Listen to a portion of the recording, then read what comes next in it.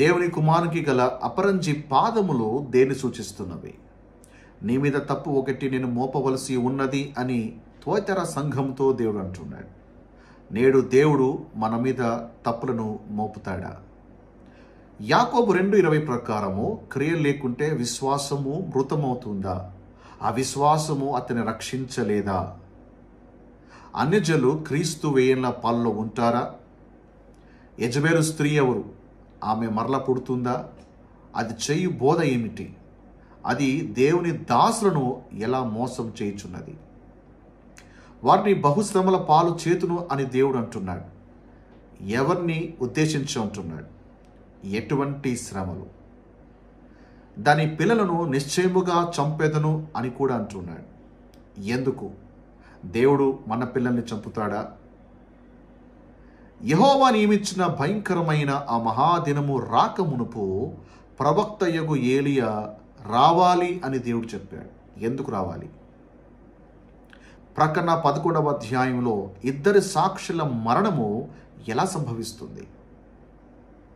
ప్రకటన 17లో 7 తలలను 10 కొమ్ములు గల ఎర్రని మృగము మీద కూర్చుండిన స్త్రీ ఎవరు? మీకు కలిగి ఉన్న దాన్ని గట్టిగా పట్టుకొనుడి అనగా ఏమిటి? నా క్రియలు జాగ్రత్తగా చేయువానికి జనుల మీద అధికారము ఇచ్చేదను అని ఉన్నది. జనుల మీద అధికారము దేవుడు ఎవరికి ఇస్తానని చెప్పాడు? ఇది మనకు వర్తిస్తుందా? అతనికి వేకువ చుక్కని ఇచ్చేదను. వేకువ చుక్క అంటే ఏమిటి? ఎవరికి ఇవ్వబడుతుంది? సాతాను యొక్క గూఢమైన సంగతులు ఏమిటి? హాయ్, నేను రవికుమార్ నుంచరు, పాస్టర్ మరియు బైబిల్ టీచర్. ఈరోజు ఈ వీడియోలో ఈ ప్రశ్నలన్నిటికీ జవాబు ఇవ్వబోతున్నాను.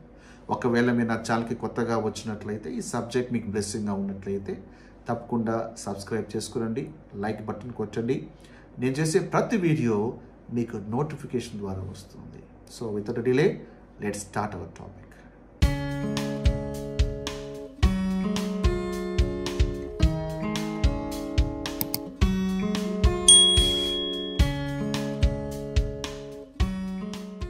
సత్యవాక్యము సరిగా విభజించు అనే సిరీస్లో భాగంగా ప్రకటన గ్రంథాన్ని రైట్లీ డివైడ్ చేసి స్టడీ చేస్తున్నాం. ఇందులో 7 సంఘాల మీద మనము డీటెయిల్ అనాలిసిస్ చేస్తున్నాం.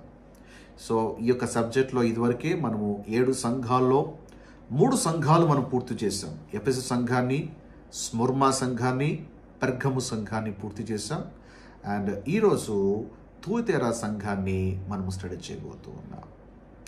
తుయతైర సంఘం గురించి మనకి ప్రకటన గ్రంథము 2వ అధ్యాయము 18 నుండి 29 వచనాల్లో కనిపిస్తుంది. ఈ తుయతైర సంఘానికి రాబోయేటువంటి సందేశాన్ని మనము డీటెయిల్గా చదువుతాం. వాస్తవంగా ఎర్లీ చర్చ్ హిస్టరీలో కొంతమంది చర్చ్ ఫాదర్స్ ప్రకటన గ్రంథాన్ని బైబిల్లో చేర్చడానికి ఒప్పుకోలేదు.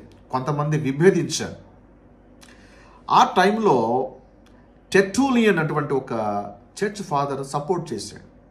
సో మీరు గూగుల్ చేసినా లేదా చర్చ్ హిస్టరీ చూస్తే మీకు అక్కడ క్లియర్గా అర్థమవుతుంది. సో కొంతమంది ద బుక్ ఆఫ్ రెవల్యూషన్ని ఈ యొక్క పుస్తకంలోకి, అంటే 66 పుస్తకాల్లో యాడ్ చేయడానికి ఒప్పుకోలేదు, విభేదించారు. కారణం ఏంటి అంటే 7 సంఘాల్లో ఉన్నటువంటి కొన్ని సంఘాలు అసలు యోహాను కాలంలో లేవు. ఉదాహరణకి స్ముర్మా కానీ, సార్దిస్ కానీ, ఫిలదెల్ఫియా కానీ, తుయతైర కానీ, పెర్గము కానీ, పట్టణాలు అయితే ఉన్నాయి కానీ అక్కడ ఉన్న సంఘాలు ఉన్నట్టుగా, ఆ సంఘాల్లో విశ్వాసం ఉన్నట్టుగా, ఆ సంఘాలకి ఎవరు నాయకుడు, ఎవరు కాపరిగా ఉన్నారు, లేదా ఎవరు పెద్దగా ఉన్నారు, ఇలాంటి వివరాలు ఎక్కడా కూడా రాయబడలేదు, ఎక్కడా కూడా లేదు. కాబట్టి యోహాను ఒకవేళ ప్రకటన గ్రంథం రాసి ఉన్నట్లయితే మరి ఈ వివరాలని రాయాలి కదా, ఇవన్నీ ఏమీ లేవు. కాబట్టి ఇది యోహాను రాయలేదు అని కొంతమంది ఎర్లీ చర్చ్ ఫాదర్స్ ఏం చేస్తారంటే దాన్ని, ఈ గ్రంథాన్ని 66 పుస్తకాల్లో ఒకటిగా ఉండడానికి ఒప్పుకోలేదు. కానీ టెర్టులియన్ నిలబడ్డాడు, లేదండి అది కూడా దేవుడు రాయించినటువంటి పుస్తకమే అని టెర్టులియన్ సపోర్ట్ చేశాడు. సో జస్ట్ బికాస్ ఇక ఊర్లో సంఘాలు బైబిల్లో లేవని లేదా హిస్టరీలో లేవని దాన్ని త్రోసివేయబడటం కాదు. ఇవన్నీ యోహాను కాలంలో లేవు, యోహాను రాస్తున్న కాలంలో లేవు. ఇవన్నీ కూడా ఫ్యూచర్ చర్చెస్, అంటే సంఘం ఎత్తబడిన తర్వాత కనిపించేటువంటి చర్చెస్, ఫ్యూచర్ చర్చెస్ ఇవి.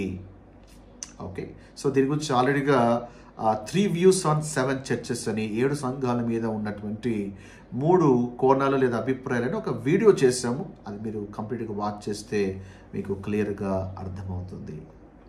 సో అయితే ఇప్పటికీ చాలామంది ఏం చేస్తారంటే ఈ 7 చర్చెస్కి ఇవ్వటువంటి సందేశము ఇది మనకి అప్లై అవుతుంది, బాడీ ఆఫ్ క్రైస్ట్ కూడా అప్లై అవుతుందని 100కి ఎక్కువ శాతం 95% పైగా ఎక్కువగా ఇదే బోధిస్తూ ఉంటారు.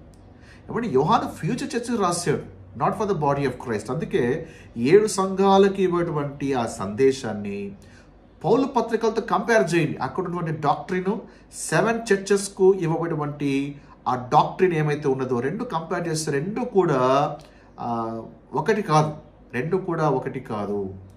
రెండు కూడా విభేదిస్తాయి. ఇప్పుడు ఇద్దరు కూడా ఒకటే మెసేజ్ ప్రీచ్ చేశారు అన్నప్పుడు, ఇద్దరు ఒకటే సందేశం ఇచ్చారు అన్నప్పుడు మరి మెసేజ్ కూడా మ్యాచ్ అవ్వాలి. బట్ ఈ ఇద్దరు మెసేజ్ మ్యాచ్ అవ్వవు. సో ఆ విషయాన్ని అర్థం చేసుకోవాలి. ఓకే, సో 7 చర్చెస్కి ఇవ్వటువంటి ఒక సందేశము it doesn't apply for the body of Christ. So previous వీడియోస్లో కూడా చాలా విషయాలను కవర్ చేసుకుంటూ మనం ఈరోజు ఈ తూతేరా సంఘానికి వచ్చాం. అండ్ నెక్స్ట్ ఇంకా 2 సంఘాలు కూడా మనం కవర్ చేస్తాం. సో కాబట్టి ఏది కూడా మిస్ చేయకండి మీరు, ఎందుకంటే ప్రతి వీడియోని సిస్టమేటిక్గా ఫాలో అవుతే చాలా విషయాలు మీకు అర్థమవుతాయి. ఒక వీడియోలోనే మీకు సంపూర్తిగా అర్థం కాకపోవచ్చు. So please travel through the series video by video. Right, so ఇక ఆలస్యం చేయకోకుండా తూతేరా సంఘము ఆ సంఘానికి ఇవ్వటువంటి సందేశం ఏంటో ఒకసారి మనము పరిశీలన చేద్దాం. తూతైరలో ఉన్న సంఘపు దూతకు ఇలాగూ రాయము. అసలు దేవుడు ఈ 7 సంఘాలకి ఎందుకు సందేశాన్ని రాయిస్తున్నాడు? కారణం ఏంటి అంటే, నెంబర్ 1 ప్రాబ్లం అంటే ఆయా సంఘాలు ఎదుర్కొంటున్నటువంటి ఒక మేజర్ ప్రాబ్లమ్స్ ఏంటి, ఛాలెంజెస్ ఏంటో దేవుడు ఇక్కడ తెలియజేస్తున్నాడు. ఆ ప్రాబ్లమ్స్ని జయించడం మాత్రమే కాదు, అండ్ ఎలా జయించాలో ఒక సొల్యూషన్ కూడా ఇస్తున్నాడు. ఇలా చెయ్యండి అని సొల్యూషన్ కూడా ఇస్తున్నాడు. So number 2 is solution. Number 3 జయించిన వారికి ప్రామిసెస్ ఇస్తున్నాడు, వాగ్దానాలు చేస్తున్నాడు. So there is a problem, there is a solution and there is a promise. So ఇక 7 సంఘాలకి ఇవ్వటువంటి ఈ సందేశం ఏమైతే ఉందో కేవలం 7 సంఘాలకే కాదు, ఈ సందేశము 7 శ్రమ గుండా వెళ్తూ ఉన్నటువంటి యూదులు కూడా వర్తిస్తుంది. వీరినే ట్రిబులేషన్ సైన్స్ అని మనం పిలుద్దాం. సో ట్రిబులేషన్ సైన్స్ అనేటువంటి పదాన్ని గుర్తుపెట్టుకోండి. అంటే యేసుని మెస్సేగా నమ్మేటువంటి వాళ్ళందరూ కూడా ఈ 7 శ్రమ గుండా వెళ్తూ ఉంటారు. వీరినే ట్రిబులేషన్ సైన్స్ అంటారు. సో వాళ్ళందరికీ కూడా ఈ 7 సంఘాలకి రాబేటువంటి సందేశము వర్తిస్తుంది. అండ్ ప్రభు అంటున్నాడు, అగ్ని జ్వాలల వంటి కన్నులను అపరంజిని పోలిన పాదము గల దేవుని కుమారుడు చెప్పు సంగతులు ఏమనగా.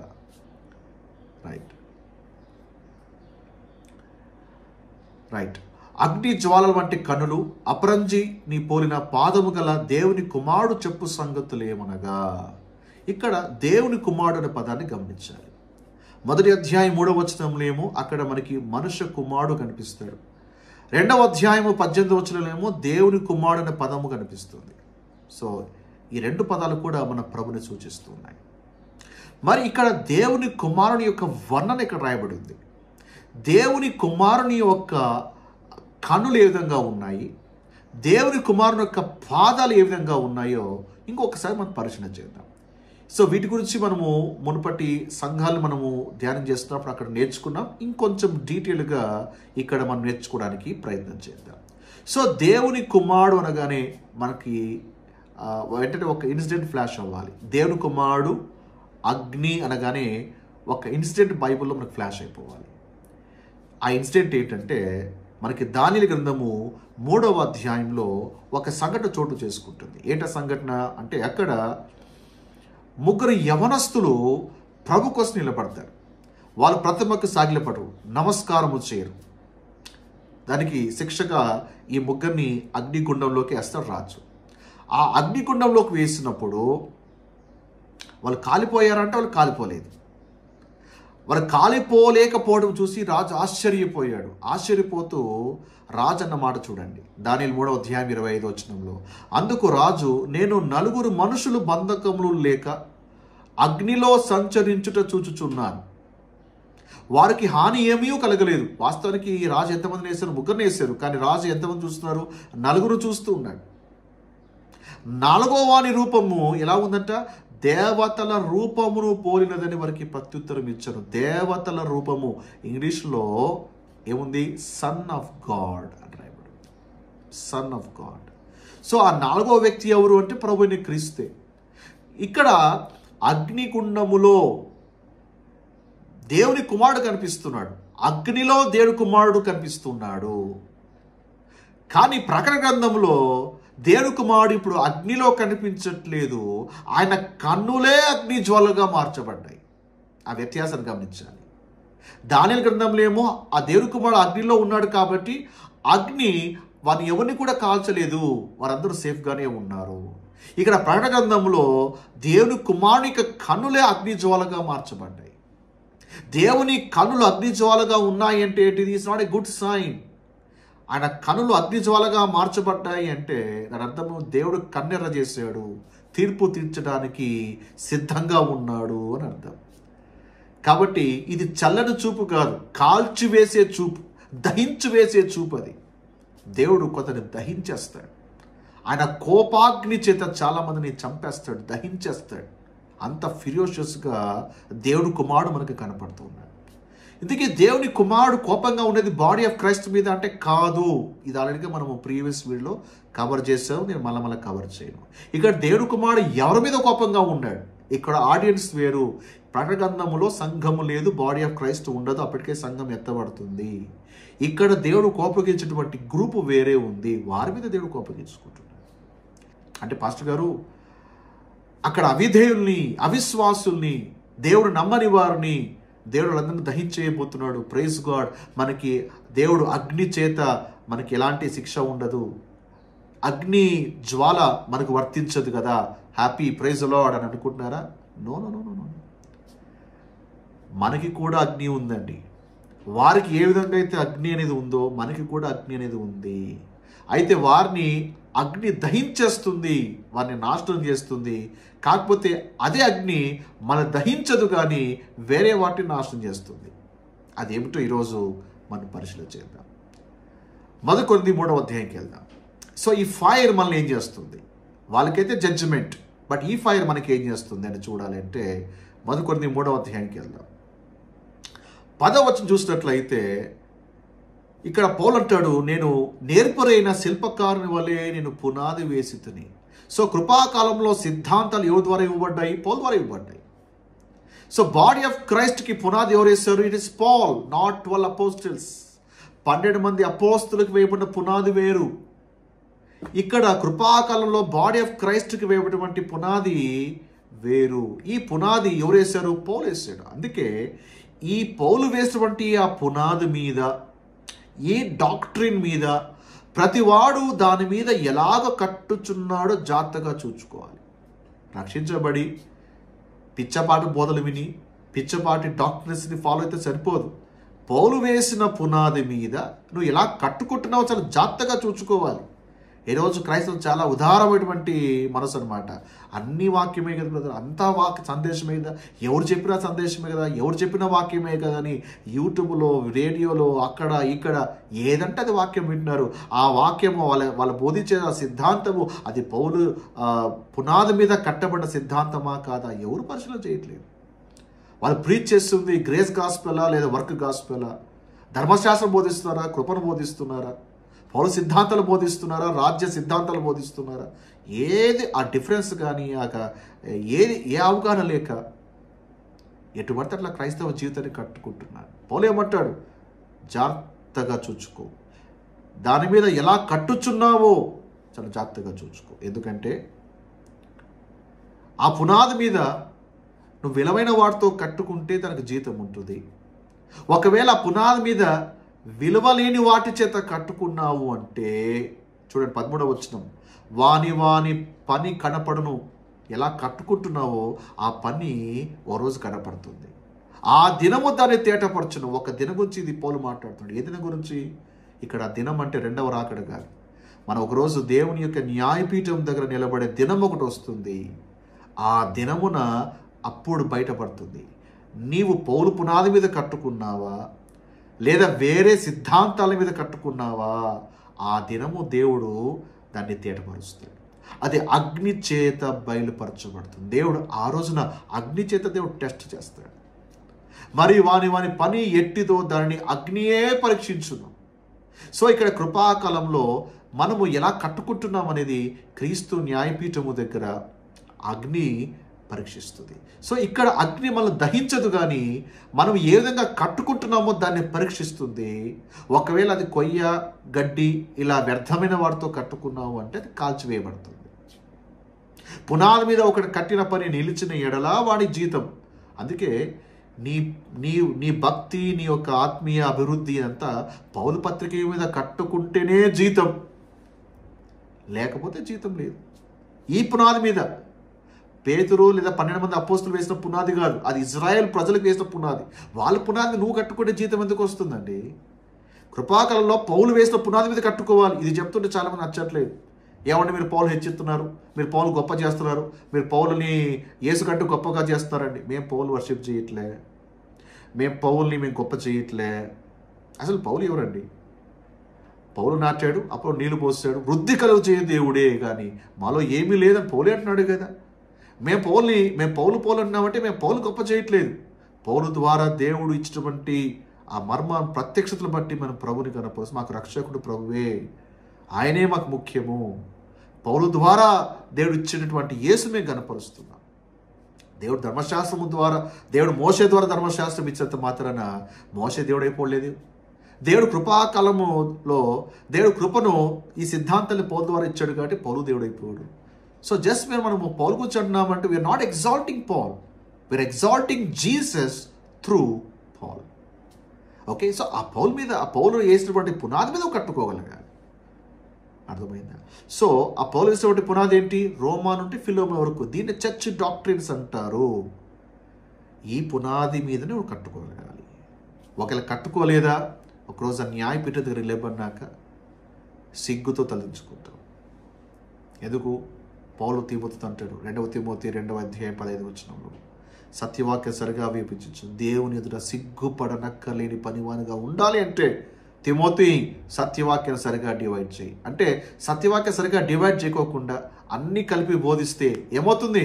అఫ్కోర్స్ ఈ లోకంలో నీకు బోలెడు ఫాలోవర్స్ ఉండొచ్చు, ఈ లోకంలో నీకు బోలెడు సంఘాలు ఉండొచ్చు, ఈ లోకంలో చాలా గొప్ప సెలబ్రిటీ కానీ ఉండొచ్చు, టీవీలోనూ న్యూస్ పేపర్లు అన్ని చోట్ల ఉండొచ్చు, ప్రజలందరి చేత గుర్తింపు పొందొచ్చు, ప్రశంసించబడుతుండొచ్చు, మరి గౌరవించబడుతూ ఉండొచ్చు. కానీ if you're not rightly dividing, ఏమవుతుంది? క్రీస్తు న్యాయపీఠం దగ్గర సిగ్గుతో తలదించుకోవాలి.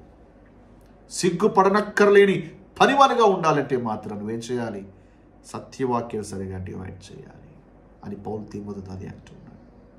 సో కాబట్టి ఎవరైతే ఆ పౌలు పత్రిక మీద కట్టుకోరో వారి పనంతా కూడా కష్టపడి అన్నేళ్ళుగా వాళ్ళు ఏమైతే కట్టుకున్నారో అది అగ్ని చేత కాల్చివేయబడుతుంది. సో ఇక్కడ మన విషయంలో దేవుని అగ్ని ఏం చేస్తుంది? మనము కట్టిన దాన్ని పరీక్షిస్తుంది. వ్యర్థమైతే అది మన పనితనము కాల్చివేయబడుతుంది, మనము కాదు. మనము కాల్చివేయబడం. అందుకే పొరంటాడు కదా, ఒకరి పని కాల్చివేయబడినడా వానికి నష్టం కలుగుతుంది. ఏంటి నష్టం? నువ్వు నష్టపోవు, నీకు నష్టం కలుగుతుంది. అతను తన మట్టుకు రక్షించబడును కానీ అగ్నిలో నుండి తప్పించుకున్నట్టుగా రక్షించబడును. నీ పనంతా కాల్చివేయబడుతుంది, నిన్ను కాదు, నీ పని కాల్చివేయబడుతుంది. సో అదే ప్రకటన గ్రంథంలో ఏంటి? దేవుని అగ్ని ఏంటి? అక్కడ వారి పరిణ కాదు, వాళ్ళే దహించేస్తుంది. అవిధేయుల్ని, అవిశ్వాసుల్ని, వాళ్ళందరినీ కూడా దహించేస్తుంది.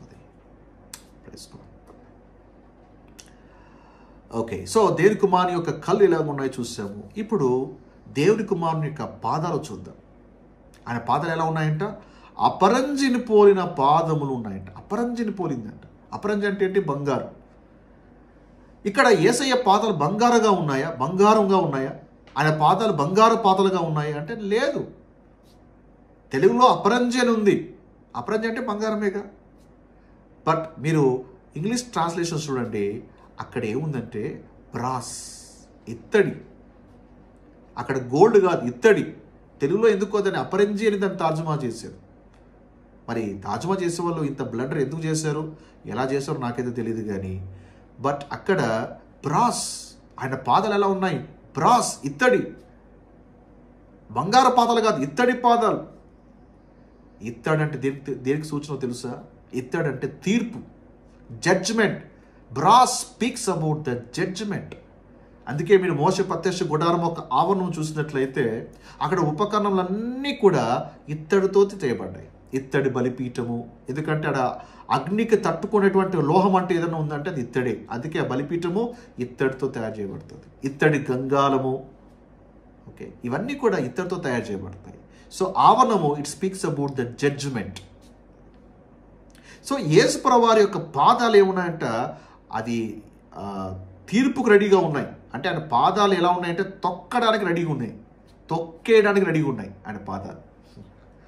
మనము ఆయన పాదాల మీద పడి ఆరాధించేటువంటి బంగారు పాదాలు కాదు, అక్కడ ఆయన పాదాలు తొక్కడానికి రెడీగా ఉన్నాయి.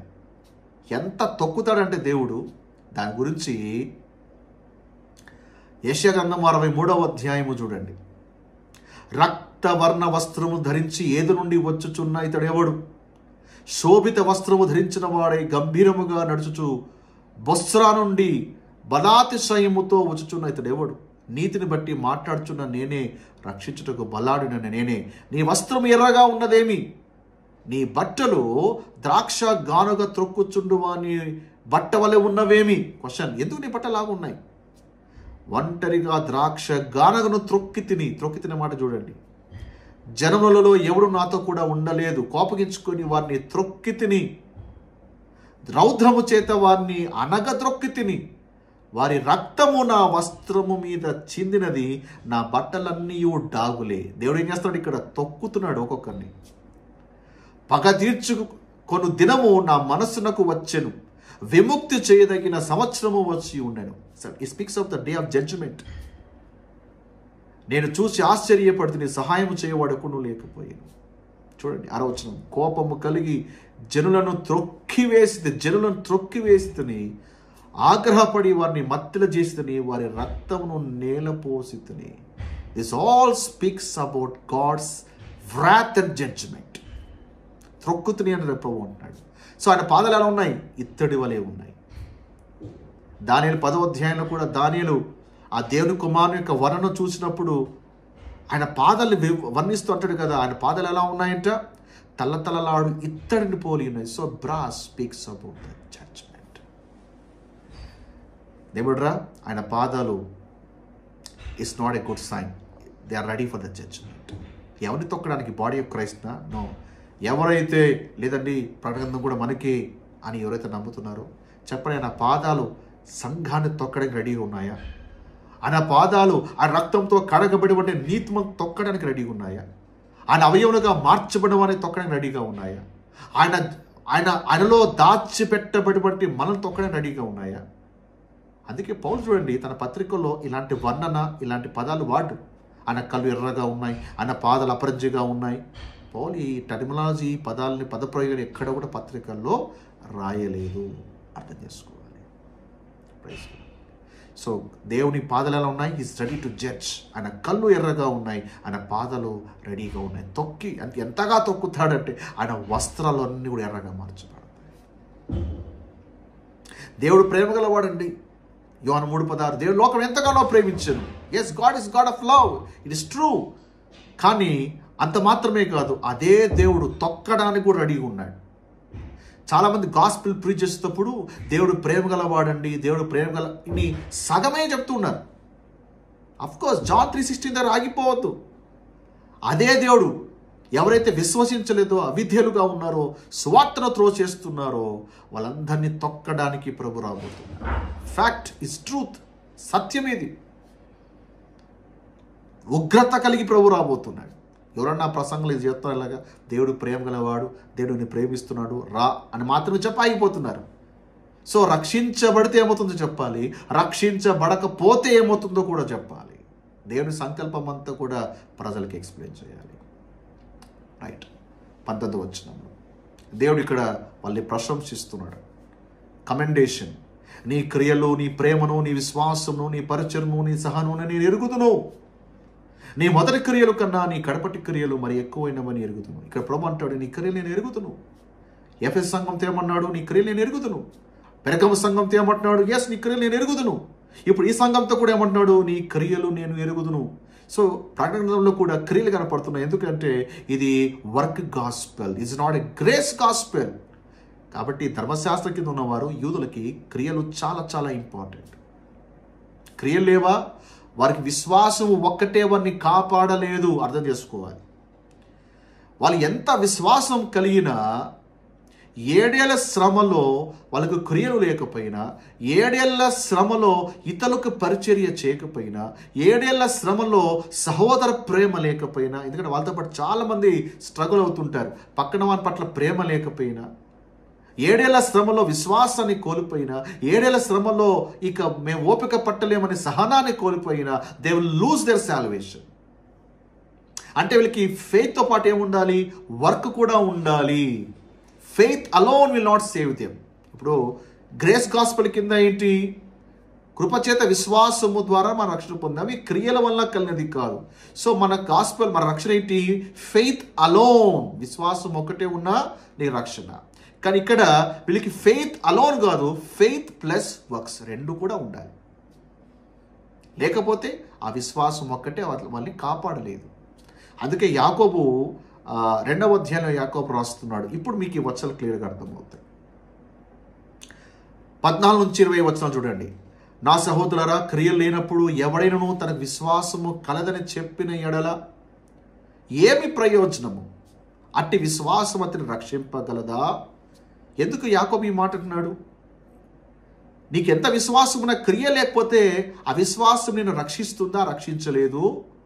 సహోదరుడు సహోదరుడు దిగంబరులై ఆనాటికి భోజనము లేక ఉన్నప్పుడు మీలో ఎవడైనా శరీరంలోకి కావాల్సిన వాటిని ఇయ్యక సమాధానంగా వెళ్ళండి, చలి కాచుకోండి, తృప్తి పొందని అని చెప్తే ఏ ఉపయోగం?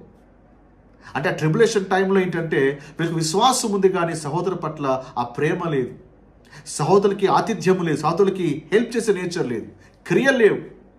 ఆ ట్రిబులేషన్ సైన్స్లో ఏముండాలి, విశ్వాసంతో పాటు క్రియలు కూడా ఉండాలి. క్రియ లేకపోతే ఆ విశ్వాసం వాళ్ళని కాపాడలేదు. అందుకే యాకోబు మాట అంటున్నాడు, it doesn't apply for the body of Christ. ఎందుకంటే ఒకవేళ క్రియలు, మనకి కృపాకాలంలో క్రియలు నిమిత్తము లేకుండా కదా దేవుడు నీకు నీతి ఇచ్చాడు, క్రియలతో నిమిత్తము లేకుండా నీకు రక్షణ ఇచ్చాడు. ఇక్కడ యాకోబు ఏం రాస్తున్నాడు, మీకు రక్షణ కావాలి అంటే విశ్వాసం ఉంటే సరిపోదు, క్రియలు కూడా కావాలి. సో వీళ్ళకి రక్షణ ఇప్పుడు లేదు. యూదులకి, ఇజ్రాయెల్ ప్రజలకు రక్షణ ఎప్పుడు వస్తుంది? 2వ రాకడలో ప్రభు వచ్చినప్పుడు వాళ్ళకి రక్షణ వస్తుంది. So there salvation is future, not now. అంటే పాస్టర్ గారు, ఇప్పుడు మనం ఉన్న కాలంలో యూదులు రక్షించబడితే వాళ్ళు మనతో పాటు రారా అంటే వాళ్ళు మనతో పాటే ఉంటారు. కృపాకాలంలో యూదులైనా, గ్రీకుడైనా, అన్యుడైనా, దాసుడైనా, స్వతంత్రుడైనా ఎవరు రక్షించబడినా, పౌలు సువార్త ద్వారా ఎవరు రక్షించబడినా వాళ్ళందరూ బాడీ ఆఫ్ క్రైస్ట్లోకే యాడ్ అవుతారు. కొంతమంది ఏమనుకుంటారంటే ఓకే ఈ కాలంలో కేవలం అన్యులకు మాత్రం రక్షణ, యూదుల రక్షణ పొందరు అనుకోండి. కాదు. ఈ కాలంలో అందరికీ ఒకటే గాస్పెల్, ఒకటే సాల్వేషన్. కానీ చర్చ్ ఎప్పుడైతే ర్యాప్చర్ అవుతుందో అప్పుడు యూదులు సమగుండా వెళ్తూ ఉంటారు. వాళ్ళ రక్షణ ఫ్యూచర్. అప్పుడు మళ్ళా సువార్త ప్రకటించబడుతుంది, యూదులకు సువార్త ప్రకటించబడుతుంది. సో అప్పుడు ఫెయిత్ ఒకటే కాదు, క్రియలు కూడా ఉండాలి. అందుకే యాకోబు అంటాడు, అలాగే విశ్వాసము క్రియ లేనిదైతే అది ఒంటిగా ఉండి మృతమైపోతుంది. అటు విశ్వాసం అతను రక్షిస్తుందా? Can faith alone save him అని యాకోబు అంటాడు. పౌలు ఏమంటాడు ఇక్కడ ఎఫెసీ 2:8లో, అది క్రియల వల్ల కలిగేది కాదు అంటాడు. సో ఫెయిత్ విల్ సేవ్, పౌలు అంటాడు ఫెయిత్ విల్ సేవ్ హిమ్. ఇక్కడ యాకోబు అంటాడు faith alone will not save him. అంటే ఇక్కడ మామూలుగా ఈ డివిజన్ తెలియకపోతే ఈ రెండింటి మధ్య వైరుధ్యం ఉన్నట్టుగా కనిపిస్తుంది. ఎందుకు వైరుధ్యము? వైరుధ్యం లేదు బైబిల్లో. యాకోబులో ఉన్నది కూడా నీకే అని అనుకుంటేనే ప్రాబ్లం వస్తుంది. యాకోబు రాస్తున్నది బాడీ ఆఫ్ క్రైస్ట్ కాదు. యాకోబు రాస్తున్నది ఎవరికి? చెదిరి ఉన్నటువంటి 12 గోత్రికలు రాస్తున్నాడు. సో యాకోబు పత్రిక మీద మనం లోతైన విశ్లేషణ చేసాం. సో ఆ వీడియో పూర్తిగా వాచ్ చేసి మీకు అర్థమవుతుంది. యాకోబు పత్రిక doesn't apply for the body of Christ. Okay right. So ఇక్కడ ఈ సంఘంతో, తుయితర సంఘంతో ఏమన్నాడు? నీ క్రియలు, నీ ప్రేమ, నీ విశ్వాసము అన్నీ కూడా నాకు తెలుసు. అలాగే నీ మొదటి క్రియల కన్నా నీ కడపటి క్రియలు ఎక్కువైనవి ఎరుగుదును. అక్కడ దేవుడికి అప్రిషియేట్ చేస్తున్నాడు. మొదటి క్రియల కంటే నీ కడపటి క్రియలు తక్కువ ఎక్కువ? ఎక్కువ. చాలామంది భక్తి ఎలా ఉంటుందంటే మొదట్లో క్రియలు బాగుంటాయి, రాను రాను రాను రాను రాజుగుర్రం గాడిదినట్టు ఆ క్రియల్లో కానీ భక్తిలో కానీ చాలా వీక్ అయిపోతుంటారు కదా. తూతెర సంఘంలో ఒక ప్రత్యేకత ఏమంటే మొదటి క్రియల కంటే కడపటి క్రియలు చాలా ఎక్కువగా, అంటే వీళ్ళు అభివృద్ధి పొందుతున్నారు క్రియల్లో కానీ, ఆ ప్రేమ విషయంలో కానీ, పరిచయ విషయంలో కానీ, అన్నిట్లో కూడా వీళ్ళు అభివృద్ధి పొందుతాయి. సో ఎంత గొప్ప విషయమో చూడండి.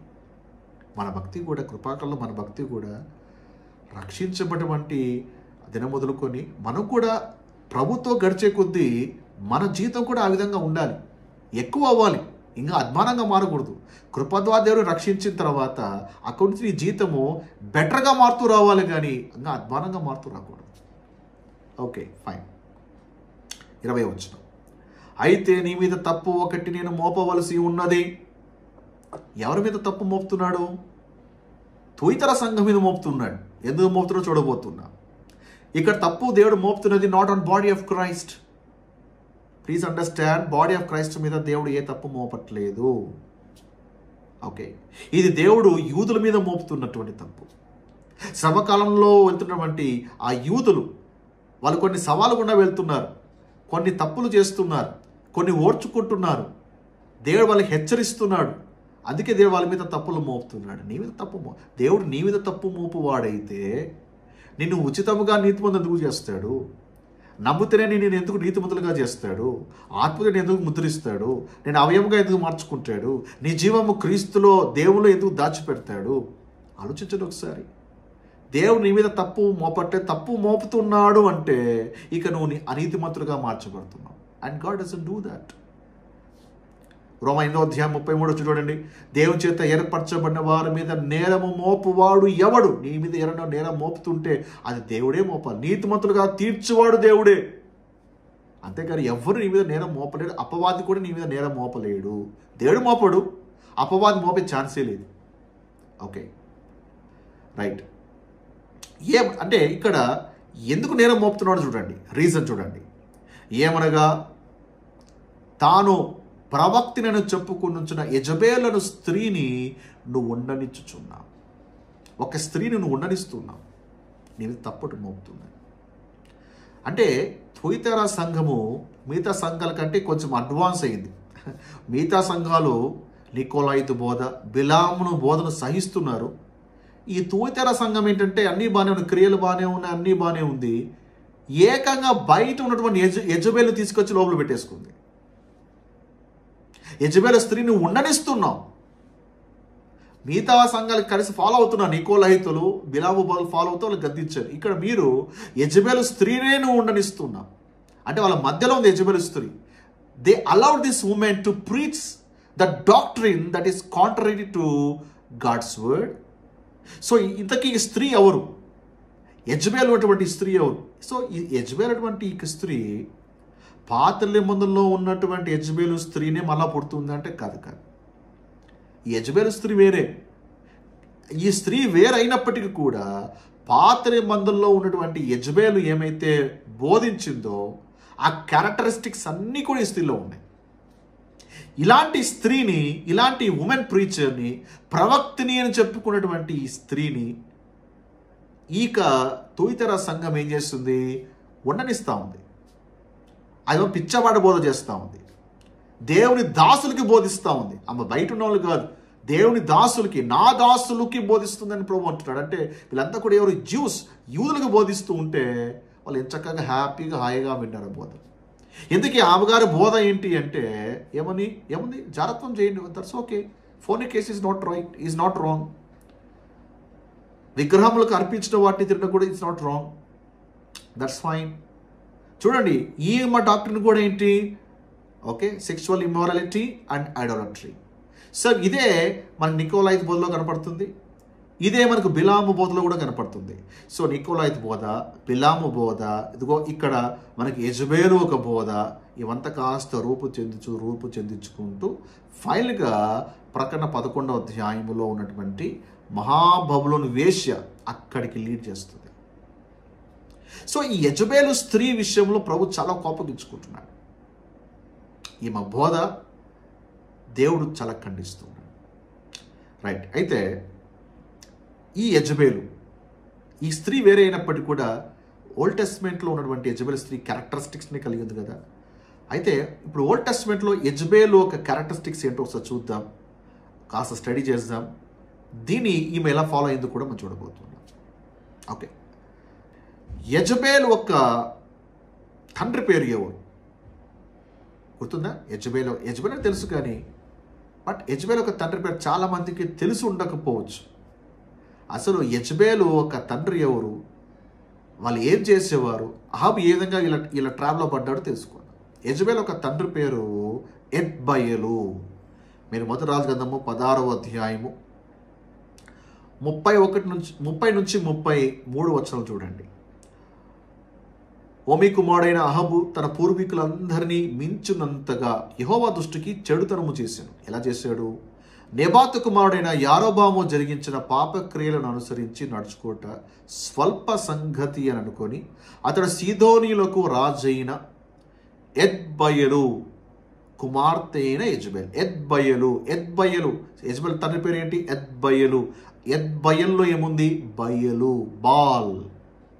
ఈ బాల్ గురించే కదా మనము నికోలాయితులో ఒక టాపిక్లో తెలుసుకున్నాం, అలాగే బిలాము బోధలో తెలుసుకున్నాం, బాల్ వర్షిప్. సో యెజబేలు ఒక నాన్న పేర్లు ఏముంది? బయలు, బాల్ ఉంది. అంటే వాళ్ళ నాన్న కూడా బయలు దేవతను ఆరాధించేవాడు, బయలు ఒక రిలీజియన్ని ఫాలో అయ్యేవాడు. ఇదంతా నిమ్రోతో స్టార్ట్ అయింది. అక్కడ నుంచి పలు రూపాల్లో పలు రంగులు మార్చుకుంటున్నప్పటికీ doctrine is same. Fornication is not wrong and idol worship is not wrong. ఈ రెండు కూడా తప్పు కాదు, అని హోలీగా చూడాలి. ఇప్పుడు ఫోర్నికేషన్ కూడా ఇక తప్పు అని ఎవరు చెప్పరు, దాన్ని హోలీగా, దైవంగా భావిస్తుంటారు. ఇప్పుడు మన భారతదేశంలో కూడా దేవదాసి వ్యవస్థ ఉండేది, జోగిని వ్యవస్థ. ఓకే, అది మనకు బాగా తెలిసే ఉంటుంది. సో అది తప్పే, కానీ ఆ టెంపుల్లో జరిగేటప్పటికి అదినాలు చాలామందికి దాన్ని తప్పనిపించట్లేదు. ఓకే, ఆ విధంగా వ్యవస్థను ఆ విధంగా మార్చేశారు. సేమ్ వే ఈ యొక్క ట్రిబులేషన్ టైంలో కూడా టీచింగ్స్ ఎలా ఉంటాయంటే నికోలైత్ కానీ బిలామ్ది కానీ లేదా యెజబేల్ బోధ కానీ teachings is same. Fornication, sexual immorality is not wrong, అలాగే విగ్రహం బలి ఇచ్చుట తిరుట కూడా తప్పు కాదు అని చాలామందికి అది బోధిస్తూ ఉంటారు. దేవుడు దాన్ని అసహించుకుంటున్నాడు. సేమ్ ఇది మళ్ళా ఇజ్రాయెల్ ప్రజల్లో చరిత్రలో ఇది మళ్ళీ రిపీట్ అవుతుంది. ఆల్రెడీగా ఇజ్రాయెల్ చరిత్రలో రిపీట్ అయింది, చాలా పనిష్మెంట్ వాళ్ళకి మీద పడింది. అయితే ఆ తర్వాత వాళ్ళ ప్రోగ్రామ్ సస్పెండ్ అయినప్పటికీ సంఘం ఎత్తబడినాక మళ్ళీ ప్రోగ్రామ్ రెజ్యూమ్ అవుతుంది. రెజ్యూమ్ అయి మళ్ళీ గాస్పెల్ ప్రీచ్ చేసినప్పుడు అగైన్ అదే టీచింగ్స్ మళ్ళీ కొనసాగించబడుతుంది. సో ఫైన్, ఇప్పుడు యెజబేలు ఒక తండ్రి ఎత్బయలు కదా, అహాబు యెజబేలు వివాహం చేసుకొని మరి అహాబు గారు మారాడా అంటే అహాబు గారు మారిపోయాడు. యెజబేలు మార్చే కంటే బదులుగా అహాబే మారిపోయాడు. బయలుదేవతను పూజించుచు వానికి మొక్కుచుండెను. ఈయన యూదుడైనప్పటికీ యెజబేలు ఒక దాంట్లో పడిపోయి కానీ బయలుదేవతను మొక్కడం ప్రారంభించాడు. అంటే ఎంతగా ఈ స్త్రీ ఆ భర్త మీద ప్రభావితం చూపిందో, ఇన్ఫ్లుయెన్స్ చేసిందో చూడండి. 32వ వచనం, షోమ్రోనులో తాను బయలుకు కట్టించిన మందిరమందు బయలుకు ఒక బలిపీఠము కట్టించాడు. ఇంకాస్త డెవలప్ అయ్యాడు. ఎవరో అహాబు.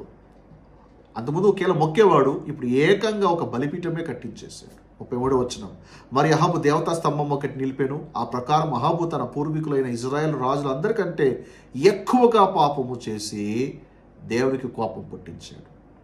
ఆయన ఎంతగా పుట్టించాడో చూడండి. ఆయన యొక్క దుస్థితి, ఆయన యొక్క సాక్ష్యము చూడండి. మొదటి రాజుల 21వ అధ్యాయం 25వ వచనం, తన భార్య అయిన యెజబేలు ప్రేరణ చేత యెహోవా దృష్టికి కీడు చేయు తన్ను తాను అమ్ముకొనిన అహాబు వంటి వాడు ఎవడును లేడు. అమ్ముడుపోయాడు అహాబు. యెజబేలు తన భర్తను ప్రేరేపించింది, ఆ ప్రేరణకు అహాబే అమ్ముడిపోయాడు. అంతగా యెజబేలు తన భర్తను ఇన్ఫ్లుయెన్స్ చేసింది. ఎంతగా ఇన్ఫ్లుయెన్స్ చేసిందంటే 26వ వచనంలో, ఇజ్రాయేలు ఎదుట నిలవకుండా యెహోవా వెళ్ళగొట్టిన అమోరీయులు ఆచారరీతిగా విగ్రహములు పెట్టుకొని అతడు బహు హేముగా ప్రవర్తించాడు. అండ్ వీళ్ళ టీచింగ్స్లో ఏముంటాయి? ఆ తర్వాత 2వ రాజుల 9వ అధ్యాయం 22వ వచనంలో యెహోరాము యోహు వస్తున్నప్పుడు చూచి ఒక మాట అంటాడు, ఏం యోహు సమాధానంగానే వస్తున్నావు అంటే అప్పుడు అహాబు అంటాడు, నీ తల్లి అనే యెజబేలు జారత్వమును చిల్లంగితనమును ఇంత అపరిమితమై ఉండగా, అంటే జారత్వం అన్నమాట గమనించండి.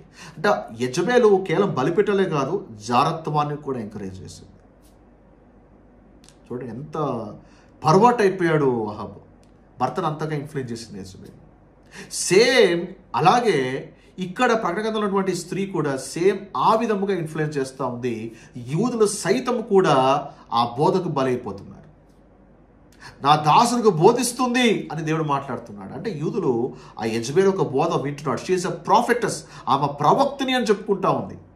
తాను ప్రవక్తిని చెప్పుకొనుచున్న యెజబేలు, దేవుడు చెప్పినటువంటి ప్రవక్తగా తాను చెప్పుకుంటుంది ప్రవక్తిని అని. ఈ దినాల్లో చాలా మంది వలె I'm a prophet, I'm prophet sent by God, I'm prophet. కృపాకాలంలో దెర్ ఆర్ నో ప్రాఫిట్స్ అండి, ప్లీజ్ అండర్స్టాండ్. కృపాకాలంలో ప్రవక్తలు లేరు, అపోస్తులు లేరు. మనకు చివరి అపోస్తుడు ఎవరు అంటే, మొదటి అని ఆఖరి అపోస్తులు ఎవరు అంటే పౌలే. అపోస్తులు అంటే ఎవరు? ఒక సందేశంతో పంపబడిన వారు అని అర్థం. పౌలు ద్వారా దేవుడు ఎవరు సందేశం ఇచ్చాడు? ప్రత్యేకమైన సందేశంతో. దేవుడు ఇంకా ఎవరిని కూడా పంపట్లేదు. ఈ కాలంలో ఎవరు కూడా ఇంకొక సందేశం మోసుకొని రావట్లేదు. వాళ్ళు మోసుకొని వస్తే పౌలు యొక్క సువార్త అసంపూర్ణమన్నట్టే లెక్క. ప్రవక్తలు కూడా లేరు. దేవుడు చెప్పాల్సినవన్నీ కూడా దేవుడు చెప్పేశాడు, ఇస్ డన్, అయిపోయింది. ఇప్పుడు దేవుడు ఎలా మాట్లాడుతున్నాడు?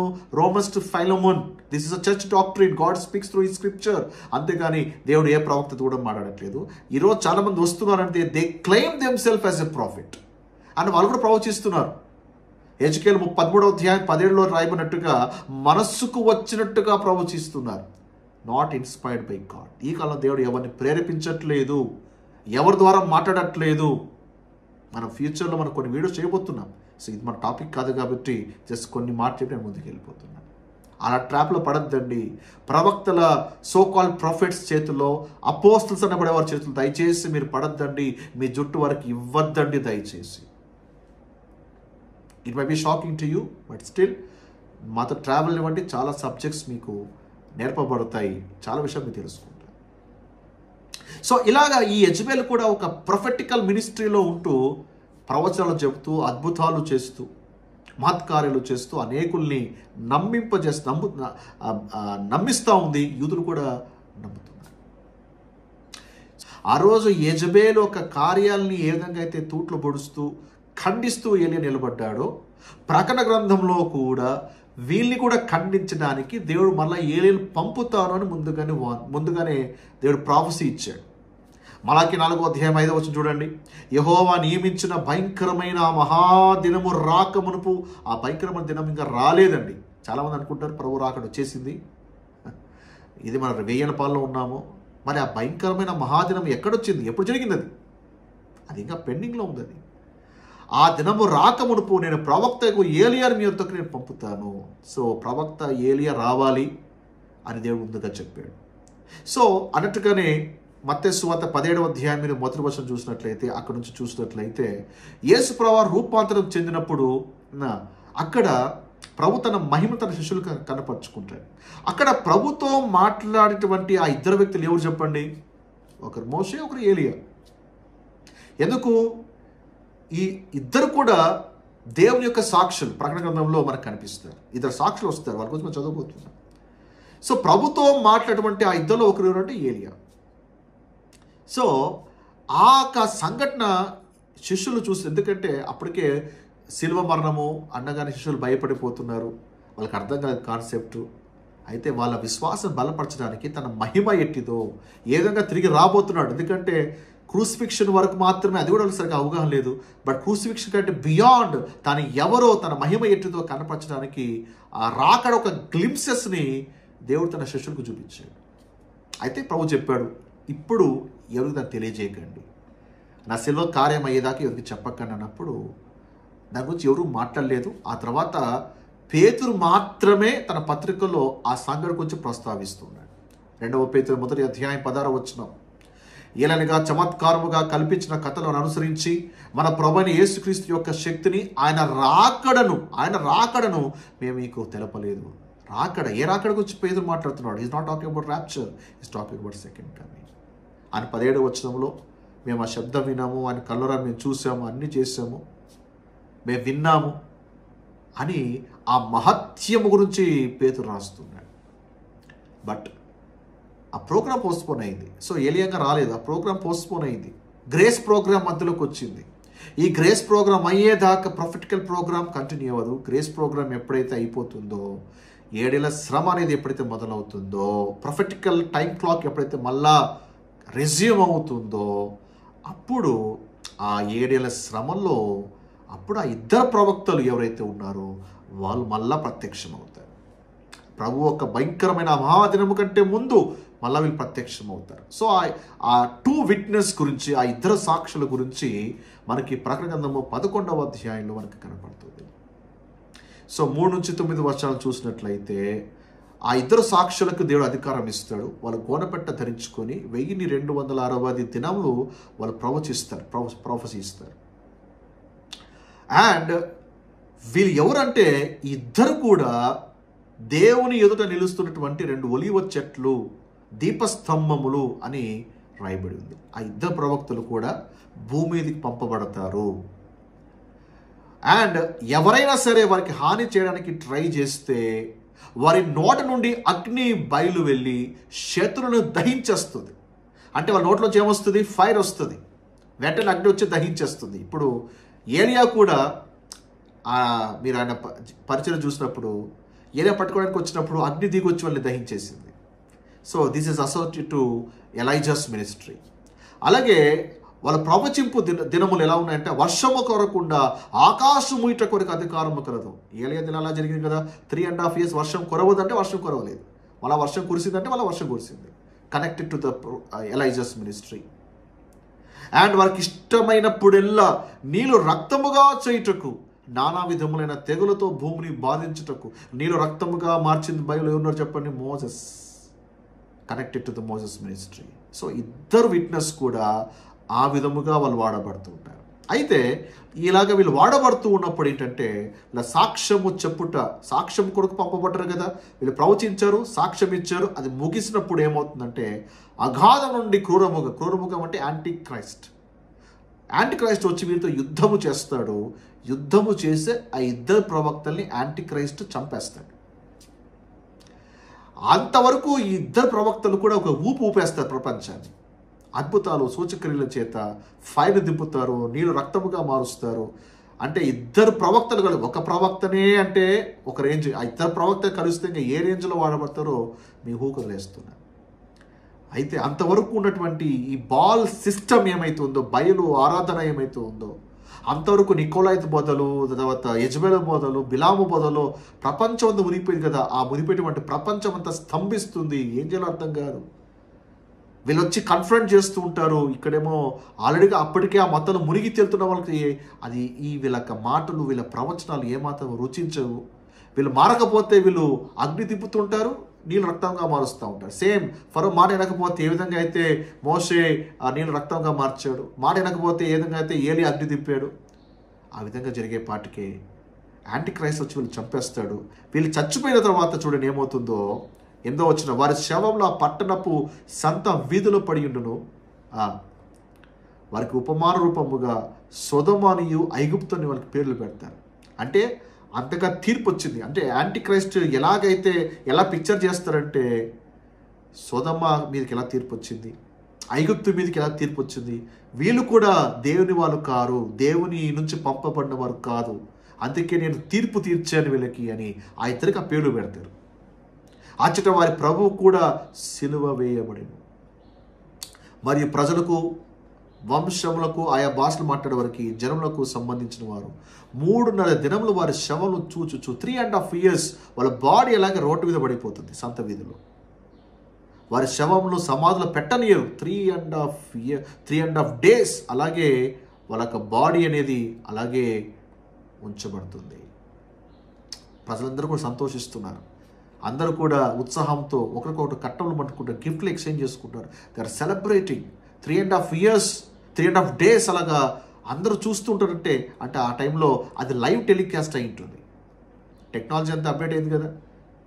జూమ్ అని ఇలాగా, వర్చువల్ కాన్ఫరెన్స్ అని ఇలాగా, ఎక్కడ ఏం జరిగినా కూడా శాటిలైట్ ద్వారా రిలీజ్ లైవ్స్, అలా లైవ్ ప్రోగ్రామ్ ఇచ్చింటారు. అందరూ చూస్తుంటారు ఎవరు ఆ ఇద్దరు ప్రవక్తలు ఇలాగ చనిపోయారు. అయితే ఆ 3 దినములు అయిన తర్వాత దేవుని ఆత్మ వాళ్ళలో ప్రవేశించి మళ్ళీ వాళ్ళు నిలబడతారు. నిలబడి వారు బ్రతకడం ఎప్పుడైతే చూస్తారో అప్పుడు మిగతాలందరికీ మళ్ళీ టెన్షన్, భయం మొదలవుతుంది. వాళ్ళు చూస్తూ ఉండగానే ఎక్కి రండి అని ఒక స్వరం వినపడితే ఆ ఇద్దరు కూడా ఏమండి పరలోకానికి ఆరోహణమైపోతారు. Again they'll go back to heaven. వారు పోవడం అనేది శత్రులు కూడా చూస్తారు. సో ఇద్దరు విట్నెస్ వస్తారు, అందులో ఏలియా.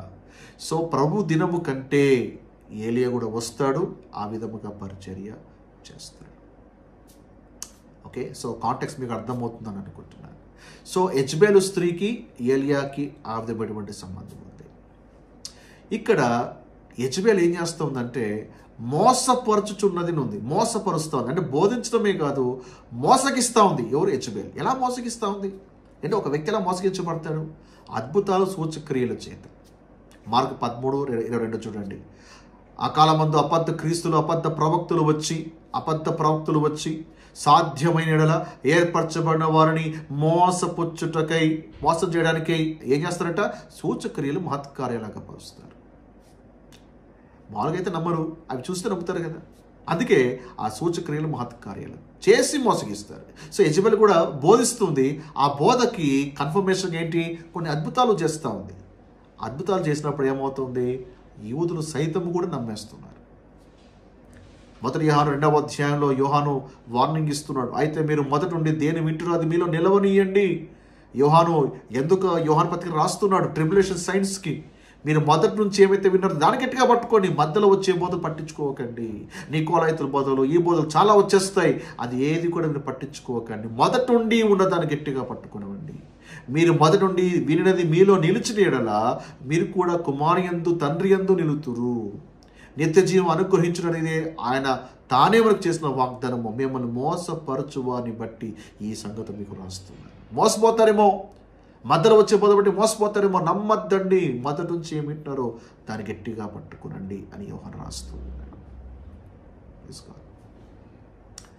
21వ వచనం. మారు మనస్సు పొందుటకు నేను దానికి సమయం ఇచ్చితిని, కానీ అది తన జారత్వమును విడిచిపెట్టి మారు మనస్సు పొందనొల్లదు. దేవుడు టైం ఇచ్చాడు. ఈవెన్ ఓల్డ్ టెస్టమెంట్లో యెజబేలు కూడా మాట్లాడానికి టైం ఇచ్చాడు, అవకాశం ఇచ్చాడు. ఏలియాను పంపించాడు. కర్మెలు పర్వతం మీద ఒక సవాలుని చోటు చేసుకుంది. ఏలియా ప్రూవ్ చేశాడు యెహోవాయే దేవుడని. అప్పుడు యెజబేలు తెలుసుకొని నిజమే కదా, మరి కార్యం జరిగింది, దేవుడు కార్యం జరిగించాడు, యెహోవాయే దేవుడిని తెలుసుకుందా అంటే తెలుసుకోలే. పైగా ఇంకా ఏలియా మీద పగబట్టింది. అవకాశం ఇచ్చినా మారలేదు. సేమ్ ఇప్పుడు కూడా ఇక్కడ కూడా ఏంటంటే దేవుడు అవకాశం ఇచ్చాడు, సమయం ఇచ్చాడు, కానీ మారలేదు, జారత్వాన్ని విడిచిపెట్టలేదు. సో ఆ యెజబేలు బోధను ఫాలో అవుతున్న వాళ్ళందరినీ కూడా ఏంటంటే వాళ్ళ మీద తీర్పు రాబోతుంది. సో కాబట్టి ఈమె జారత్వాన్ని విడిచిపెట్టిందా అంటే విడిచిపెట్టట్లేదు, ఇంకా కంటిన్యూ అవుతుంది. సో ఈమె she represents a women in revolution 17. ప్రకటన గ్రంథము 17వ అధ్యాయంలో ఉన్నటువంటి ఒక స్త్రీ ఏమైతే ఉందో ఆ స్త్రీకి ఈమె రిప్రజెంటేటివ్గా ఉంటుంది. ప్రకటన గ్రంథం 17వ అధ్యాయం 3వ వచనంలో అక్కడ చూసినట్లయితే దేవదూషణ నామాలతో నిండుకొని 7 తలలు 10 కొమ్ములు గల ఎర్రని మృగం, ఈ మృగం ఎవరు? యాంటీ క్రైస్ట్ మీద కూర్చుండిన ఒక స్త్రీ. సో యాంటీ క్రైస్ట్ ఒక గవర్నమెంట్ ఏంటిదంటే ఇట్స్ ఏ పొలిటికల్ గవర్నమెంట్. యెజబేలు ఒక బోధ, నికోలాయితు బోధ, బిలాము బోధ ఏమంటే ఇది రిలీజియస్ గవర్నమెంట్. అది పొలిటికల్, ఇది రిలీజియస్. సో అంటే 7 ఏళ్ల శ్రమల కాలంలో ఏంటంటే this political system is ruled by this religious system. అంటే ఈ యొక్క పొలిటికల్ సిస్టమ్ అంతటినీ కూడా గుప్పెట్లో తీసుకుంటుంది రిలీజియస్ సిస్టమ్. ఇప్పుడు కూడా కొన్ని రాజ్యాలు మతపరముగా పాలించబడుతున్నాయి. సేమ్ ఆ డేస్లో కూడా అలాగే ఉంటుంది. అందుకే ఈ స్త్రీ ఎక్కడ కూర్చుంటుంది? ఆ మృగము మీద కూర్చుంటుంది ఒక స్త్రీ.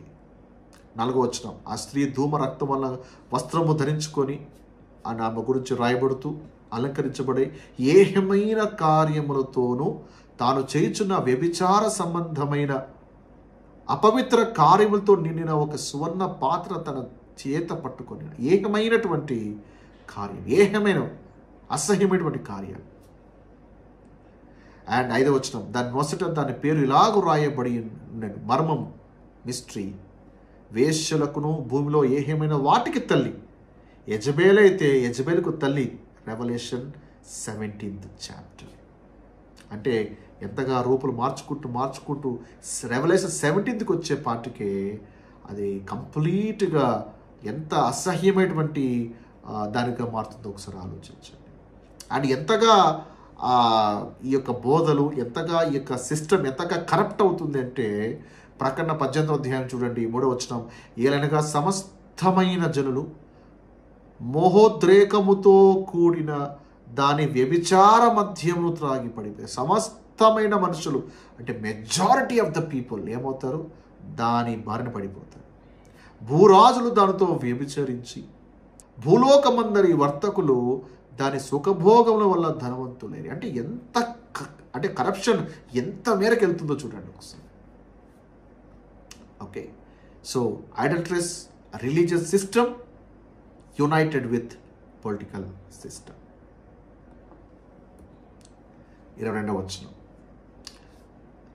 ఇదిగో నేను దాని మంచము పట్టించి దాంతో కూడా వ్యభిచరించువారు దాని క్రియల విషయమై మారుమనస్సు పొందితేనే కానీ వారిని బహుశ్రమల పాలు చేతును. టైం ఇచ్చాను, మారలేదా నేను శ్రమల పాలు చేస్తాను. ఆమెనే కాదు, యజబేలే కాదు, ఆ యెజబేలు బోధన ఫాలో అవుతున్నటువంటి ప్రతి ఒక్కరిని కూడా, ఈవెన్ జూయిష్ బిలీవర్స్ని కూడా నేను శ్రమల పాలు చేస్తాను. ప్రకటన గ్రంథము 18వ అధ్యాయం 4వ వచనం.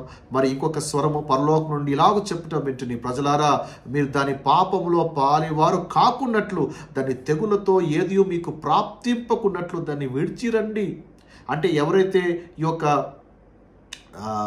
యెజబేల్ని ఫాలో అవుతుంటారో, యెజబేల్ మీద పడేటువంటి శిక్ష వారిని ఆమెను ఫాలో అవుతున్నటువంటి వారి మీద కూడా పడుతుంది. అందుకే దేవుడు వార్నింగ్ ఇస్తున్నాడు. ఒక స్వరం వినపడుతుంది, ప్రజలారా. ఎవరికి వార్నింగ్? అది యూదులకి దేవుడు వార్నింగ్ ఇస్తున్నాడు, హెచ్చరిస్తున్నాడు. దాని పాపములో పాలివారు కాకున్నట్లు కదని తెగుల్లో ఏదే మీకు ప్రాప్తించకుండా ఉండాలంటే విడిచిపెట్టండి, రండి. విడిచిపెట్టలేదా దాని మీదకి వచ్చే తెగుల్లో మీకు పాలు ఉంటుంది, బీ కేర్ఫుల్ అని దేవుడు యూదులకు వార్నింగ్ ఇస్తున్నాడు. సో అన్నట్టుగానే యెజబేలు మారదు, అండ్ యెజబేల్ని బోధలో మాయలో పడిపోయిన వాళ్ళు కూడా మారరు. కాబట్టి ఏమవుతుంది అంటే యెజబేలుకి ఏమైతే గతి పట్టిందో, ఎలాగైతే దుర్గతి పట్టిందో, అలాగే ఈ యొక్క ప్రకటన గ్రంథంలో యెజబేలు బోధను, ఆ బోధన వెంబడించేటువంటి యూదులు ఎవరైతే ఉంటారో వాళ్ళకు కూడా అదే దుర్గతి పడుతుంది. ప్రకటన 18:6 చదివితే మీకు అర్థమవుతుంది. సేమ్ ఫేట్ వాళ్ళకి లభిస్తుంది. అందుకే దేవుడు ముందుగానే వార్నింగ్ ఇస్తున్నాడు. అంత మాత్రమే కాదు, తెగులు మాత్రమే కాదు, దాని పిల్లలను నిశ్చయముగా చంపెదను. అందువల్ల అంతరింద్రియములను హృదయములను పరీక్షించేవాడు నేనే అని సంఘములన్నీ తెలుసుకున్నాను. మరియు మీలో ప్రతి వానికి వాని క్రియలు చొప్పున నేను ప్రతిఫలము ఇచ్చేదను. దాని పిల్లలను చంపెదను అనే మాట ఉంది. అంటే ఈ మాట చూడగానే ఏమనిపిస్తుంటే, దేవుడు పిల్లలు చంపేవాడా? ప్రేమ గల దేవుడు పిల్లల్ని చంపుతాడా? దేవుడు ఇలా చేస్తాడా అని. బట్ ఇక్కడ కాంటెక్స్ట్ చూడండి, దాని పిల్లల్ని నిశ్చయముగా చంపేదను. ఎలా చంపుతున్నాడు? ఇంగ్లీష్లో చూడండి, I will kill her children with death. I will kill her children with death. So మరణముతో దాని యొక్క పిల్లల్ని నేను చంపేస్తాను. ఎవరైతే ఆ సిస్టర్ని ఫాలో అవుతున్నారో, ఎవరైతే అందులో పాల్గొంటారో వాళ్ళందరినీ కూడా నేను మరణంతో చంపుతా. ఏ మరణము? రెండవ మరణము. ప్రకటన గ్రంథము 6వ అధ్యాయము 7-8 వచనాలు చూసినట్లయితే అక్కడ 4వ ముద్ర విప్పబడుతుంది. 4వ జీవి చెప్పుట అనేది యోహాను వింటున్నాడు. 8వ వచనంలో, అప్పుడు నేను చూడగా ఇదిగో పాండు వర్ణము గల ఒక గుర్రము కనపడెను. దాని మీద కూర్చున్న వాని పేరు మృత్యువు. డెత్ అన్లీష్ అవుతుంది. పాతాళ లోకము వారిని వెంబడించెను. ఖడ్గము వలన, కరువు వలన, మరణం వలన, భూమిలో నుండి క్రూరమృగము వలన భూనివాసులను చంపుట భూమి యొక్క 4వ భాగం పైన అధికారం ఇవ్వబడి. So death will be unleashed. And physical death మాత్రమే కాదు, ఇంకొక మరణం కూడా ఉంది, అదే రెండవ మరణము. దీని గురించి మనం ప్రకటన గ్రంథం 20వ అధ్యాయంలో మనం చదువుతున్నాం. ఇది రెండవ మరణం అని చదువుతున్నాం. అంటే ఆ క్రూరముగాన్ని, ఆ యెజబేలు స్త్రీని, ఆ బోధని, ఆ బాల్ సిస్టంలోకి ఎవరైతే వెళ్ళిపోతున్నారో వాళ్ళకి ఫిజికల్ డెత్తో పాటు రెండవ మరణము కూడా సంభవిస్తుంది. రెండవ మరణము కూడా సంభవిస్తుంది. రెండు రకాల మరణాలు, physical death and spiritual death.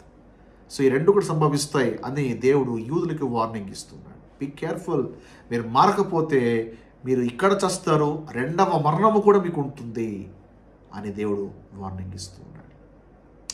And అలాగే మీరు ప్రతివానికి వాని క్రియలు చొప్పున ప్రతిఫలం ఇస్తారు అని రెండవసారి వచ్చినప్పుడు వాళ్ళ క్రియలు చొప్పున దేవుడు వాళ్ళకి ప్రతిఫలాన్ని ఇవ్వబోతున్నాడు. అందుకే క్రియలు వాళ్ళకి చాలా చాలా ఇంపార్టెంట్. అఫ్కోర్స్ బాడీ ఆఫ్ క్రైస్ట్లో మనం కూడా మన క్రియల విషయమై దేవుని న్యాయపీఠం ఎదుట మనం కూడా లెక్క చెప్పాలి.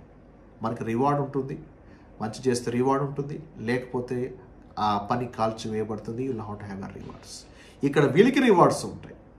అందుకే ప్రభు అంటాడు, వాని క్రియల చొప్పున నేను వాళ్ళకి ప్రతిఫలం ఇస్తాను. 24వ వచనం, అయితే తూతేరలో కడమవారైన మీతో అనగా ఈ బోధన అంగీకరింపక సాతాను యొక్క గూఢమైన సంగతులు ఎరుగుమని చెప్పుకొని వారందరితో నేను చెప్పినది ఏమనగా మీ పైన ఏ భారము పెట్టాను. సాతాను ఒక గూఢమైన సంగతులు. చూడండి, దేవునికి గూఢమైన సంగతులు ఉన్నాయా? ఎస్. రోమా 11వ అధ్యాయం 33 చూస్తే, దేవుని బుద్ధి జ్ఞానముల బాహుల్యము ఎంతో గంభీరం, ఆయన తీర్పులో శోధింపనెంతో అసఖ్యములు. the depth of the riches, both of the wisdom and knowledge of God. How unsearchable are his judgment. The depth of the riches. చూడండి, అంటే దేవునికి సంబంధించినటువంటి గూఢమైనవి ఉన్నాయి, అలాగే అపవాదికి సంబంధించినటువంటి గూఢమైనవి కూడా ఉన్నాయి. అర్థమైందా? సో ఈ గూఢమైనటువంటి విషయాలు, ఈ గూఢమైనటువంటి సంగతులు ఎంత గూఢంగా ఉంటాయంటే ప్రజలు ఈజీగా నమ్మేస్తారు, ఈజీగా ప్రజలు నమ్మింపజేస్తూ ఉంటారు.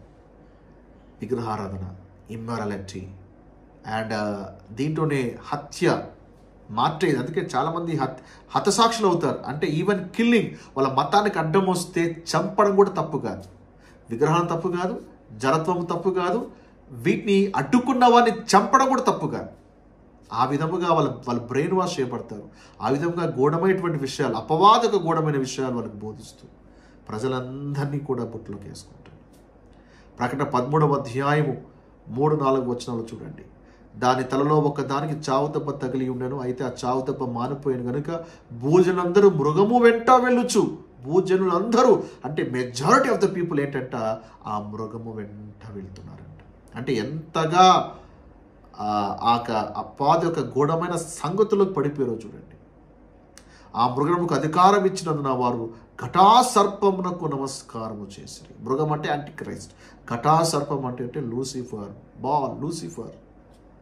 మరియు వారు ఈ మృగముతో సాటి ఎవడు, దానితో యుద్ధము చేయగలవాడేవాడు అని చెప్పుకొనొచ్చు ఆ మృగముకు నమస్కారము చేసిరి.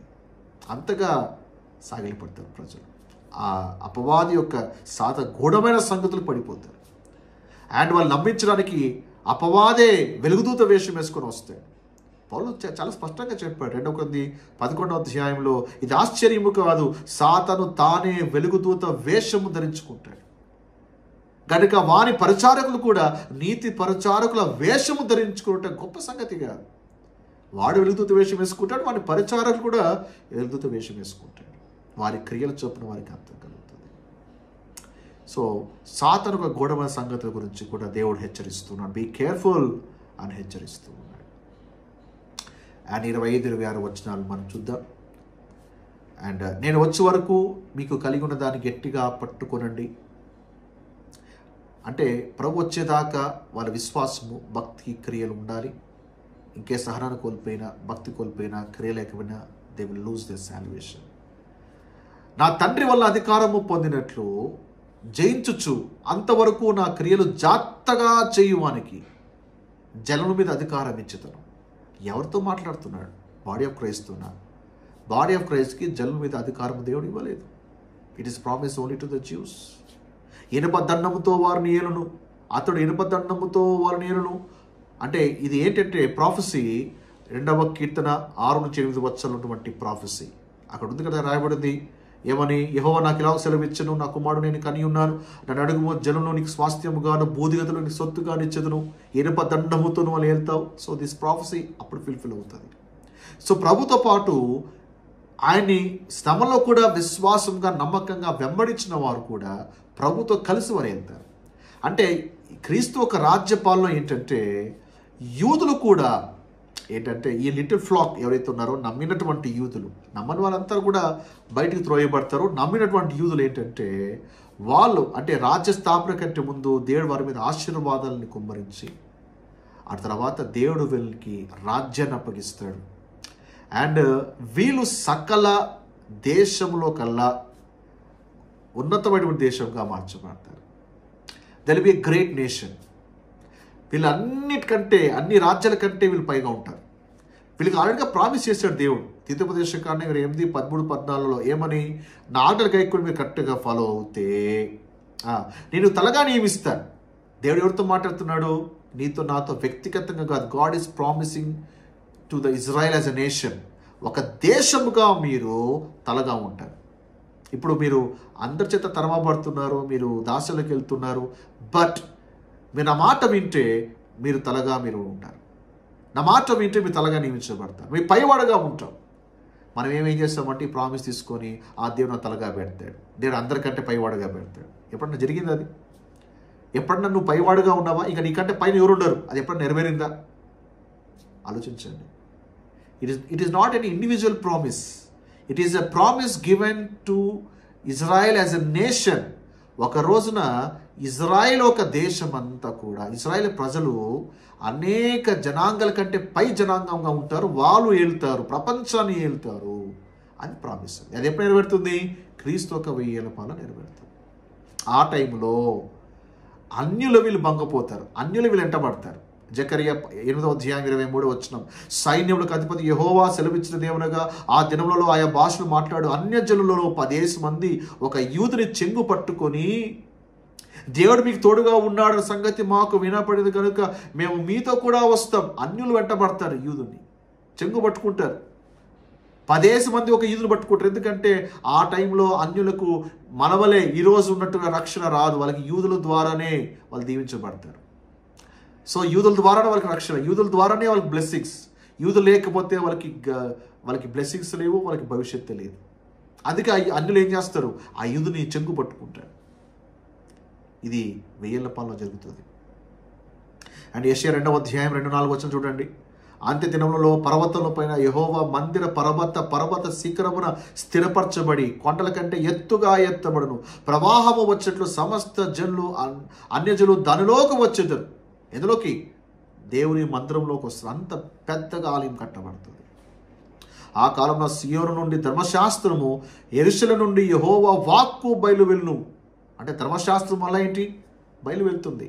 కృపాకాల ధర్మశాస్త్రం ఉందా? లేదు. అంతకుముందు ఉంది, కృపాకాలంలో లేదు. సంఘం ఎత్తమన్నాక అగైన్ ధర్మశాస్త్రం వల్ల కంటిన్యూ అవుతుంది. సో ధర్మశాస్త్రం కొట్టివేయబడలేదు. ఎవరికి? యూదులకి. In the body of Christ ఉన్న వాళ్ళు కొట్టివేయబడింది. అర్థమవుతుందా? మనకి కొట్టివేయబడిందా? Answer is yes. యూత్ అందరికీ దేవుడు కొట్టేశాడా అంటే ఆన్సర్ ఈజ్ నో. ధర్మశాస్త్రం ఉంది. జనులు గుంపులు గుంపులుగా వచ్చి యాకోబు దేవుని మందిరమునకు యెహోవా పర్వతమునకు మనం వెళుదము రండి, ఆయన తన మార్గల విషయమై మనకు బోధించును, మనం ఆయన త్రోవలను నడుతుమని చెప్పుకుందరు. జనులంతా గుంపులుగా వస్తారు. పర్వతంకి వెళ్ళిపోదాం, ఎందుకంటే ఆ temple is built on the mountain. అక్కడికి వెళ్ళిపోదాం రండి. అన్య జనులందరూ కూడా బయలుదేరుతారు. ఆయన మధ్యవర్తి అనుజులకు న్యాయము తీర్చును, అనేక జనులకు తీర్పు తీర్చును. వారు తమ ఖడ్గములను నాగట్టి నక్కులుగాను తమ ఈటలను మచ్చకత్తులుగాను సాగొట్టెదరు. జనముల మీదికి జనము ఖడ్గమెత్తక యుండును, యుద్ధము చేయు నేర్చుకుంట ఇక మానివేయును. Perfect peace in his rule. ఏమిటరా ఇది? ఆ విధముగా యూదులు యూదులు ప్రభుతో పాటు వెళ్తారు.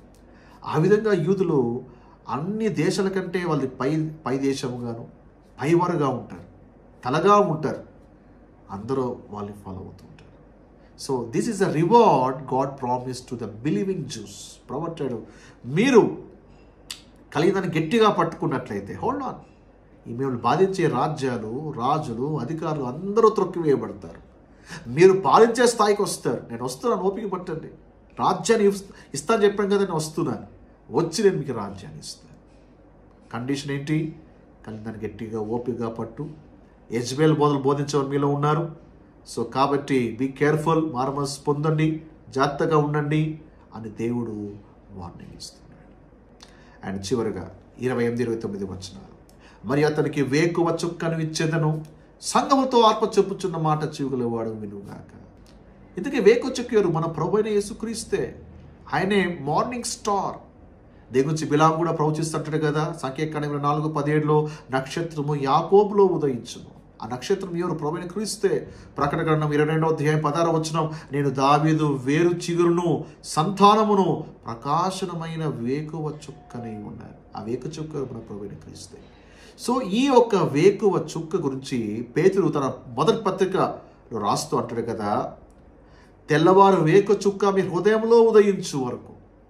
7 నెలల శ్రమలో మన హృదయంలో ఉదయించేటువంటి యొక్క వేకువ చుక్క క్రమక్రమంగా ఆ తర్వాత ప్రభు వచ్చినప్పుడు వారి మధ్య ఉంటూ దేవుళ్ళ అండ్ ప్రభు ద్వారా వాళ్ళు కూడా ప్రపంచాన్ని వెళ్తారు. ఆ వేకువ చుక్క ప్రభు క్రీస్తు. ఆ వేకువ చుక్క కోసం ఎదురు చూస్తున్నారు. So Jesus is a morning star. అంటే చీకట్లో ఉన్నటువంటి వాళ్ళకి యేసు ప్రభు వారు మెస్సయ్య వాళ్ళకు వేకువ చుక్కగా ఉన్నారు. ఆ చుక్క చూడ్డానికి, ఆ మెస్సయ్య చూడ్డానికి యూదులు ఎంతగానో పరితపిస్తున్నారు. సో ఎవరైతే ఏడల సంగుండా వెళ్తున్నారో వాళ్ళకి అది ప్రామిస్ చేయబడింది. మీరు ఏ వేకువ చుక్క కోసం ఎదురు చూస్తున్నారో ఆ వేకువ చుక్క మీకు లభిస్తుంది. అంటే you will find your Messiah. Okay, so hope your blessed. మీరు దీవించబడ్డారు, నేర్చుకున్నారని అనుకుంటున్నాను. కొన్ని విషయాలు మీకు అర్థమయ్యారని అనుకుంటున్నాను. అండ్ ఇంకా మీకు ఏదైనా సందేహాలు ఉన్నా, డౌట్స్ ఉన్నా సో కింద కామెంట్ సెక్షన్లో తెలియజేయండి. అండ్ రిమైనింగ్ చర్చెస్ గురించి మనం నెక్స్ట్ వీడియోస్లో మనం చూడబోతూ ఉన్నాం.